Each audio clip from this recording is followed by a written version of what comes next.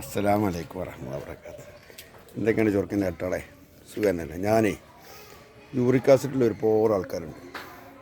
Hospital മരുന്നുണ്ടെങ്കിൽ മാറുന്നുള്ള വാശി പിടിക്കുന്ന ആൾക്കാരുണ്ട്. അതിനൊക്കെ നല്ല ഉത്തമമായൊരു മരുന്ന് ഞാൻ പറഞ്ഞു കേട്ടോ. താല്പര്യമുള്ളവർ ചെയ്തോളി, വേറെ ഒരു സൈഡ് എഫക്റ്റ് ഉണ്ടാവില്ല.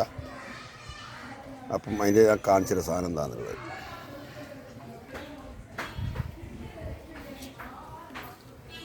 നിങ്ങൾ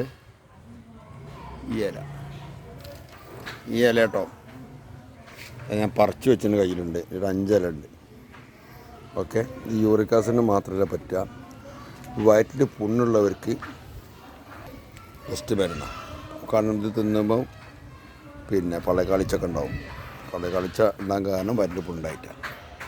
രാവിലെ പല്ല് തേച്ച് വെറും വയറ്റിൽ ഒരു 6 7 ഇല, ഒരു വലിയ ഇലയാണെങ്കിൽ 5 ഇല മതി.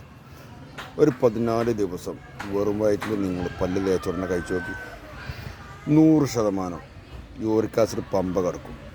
അതല്ലാണ്ട് അലോപ്പതി കൊണ്ട് യൂറിക് ആസിഡ് മാറ്റാൻ കഴിയില്ല. താൽക്കാലിക ആൻറ്റിബയോട്ടിക് തന്നിട്ട് ശമനം നൽകുള്ളൂ.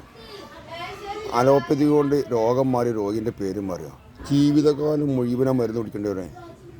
ഇനി ഒരു കിഡ്നി മാറ്റി വെച്ചാലും മരുന്നുകൊണ്ട് നിർത്താൻ പറ്റില്ല. ഹാർട്ട് പേഷ്യൻറ്റിനും ഹാർട്ട് മാറ്റി വെച്ചാലും മരുന്നുകൊണ്ട് നിർത്താൻ പറ്റില്ല. ഷുഗറുള്ളവനും മരുന്നുകൂടി നിർത്താൻ പറ്റില്ല. അത് തുടർന്നു കൊണ്ടിരിക്കണം. അതുകൊണ്ട് യൂറിക് ആസിഡ് ഷുഗറിനൊക്കെ ഫലപ്രദമായ സാധനമാണ്. അത് ഇതിനൊരു സൈഡ് എഫക്റ്റ് ഇല്ലാതെ ഈ സാധനം കേട്ടോ. വേണമെങ്കിൽ കഴിച്ചോളി. താല്പര്യമുള്ളവർ 10 പൈസ മുടക്കില്ലാണ്ട് അവനവൻ്റെ വീട്ടിൻ്റെ പടിക്കൽ നട്ട് വളർത്താൻ പറ്റിയ സാധനമാണ്. അപ്പം കൂടുതലൊന്നും പറയല്ല. ഇങ്ങനത്തെ ഒരു 6 7 ഇല നുള്ളുക, രാവിലെ പല്ല് വെക്കുക, വെറും വയറ്റ് ചവച്ചരച്ചാണ് കഴിക്കുക. ഞാൻ കഴിക്കേണ്ട രൂപ ഞാൻ കാട്ടിത്തരാം കേട്ടോ. നേരെ കഴിക്കുക.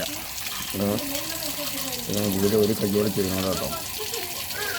നല്ല കളിയൊന്നും ഇല്ലാത്തതുകൊണ്ടാണ് ഞാൻ ഇങ്ങനെ നിസ്സാരമായിട്ട് കഴിക്കുന്നത്. കഴിയുക.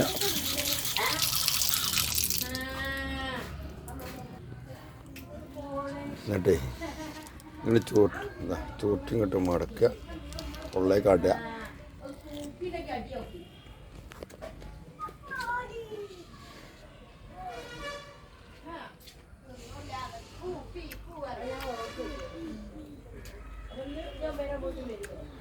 ചമച്ചരച്ച് നീരടക്കാണ്ട് ഇറക്കുക. അത് കഴിഞ്ഞ് ഒരു 1/2 മണിക്കൂർ കഴിഞ്ഞിട്ടാണ് ചായ കുടിക്കാൻ പറ്റുള്ളൂ കേട്ടോ. സ്ഥിരമായിട്ട് ചെയ്തോളൂ വേണമെങ്കിൽ. അപ്പം കൂടുതലൊന്നും പറയല്ല, ഏറെക്കുറെ. അസ്സലാമു അലൈക്കും.